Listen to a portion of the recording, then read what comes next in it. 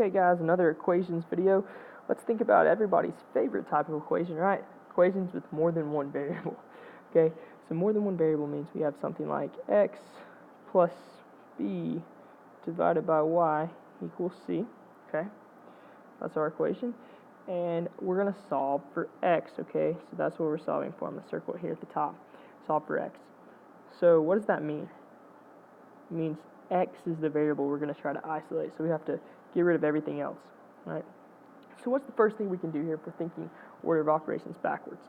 We know that this is really like having a parentheses on top. So the first thing we got, there's no addition or subtraction outside the parentheses, but we do have multiplication or division. That would be division in this case. And so to get rid of this divided by y, we want to multiply by y. They cancel.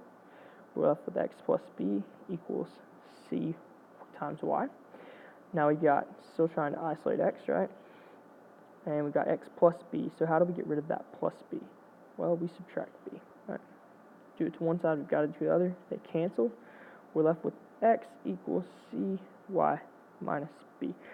And this is our final answer. And I know that seems weird to you guys sometimes, to have letters in your final answer. I know it's hard to kind of start wrapping our heads around that.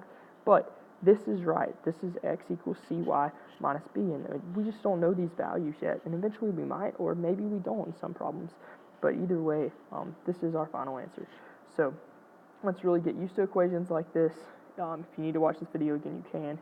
But just know that just treat these variables just like numbers, except you just can't combine them the same way, okay?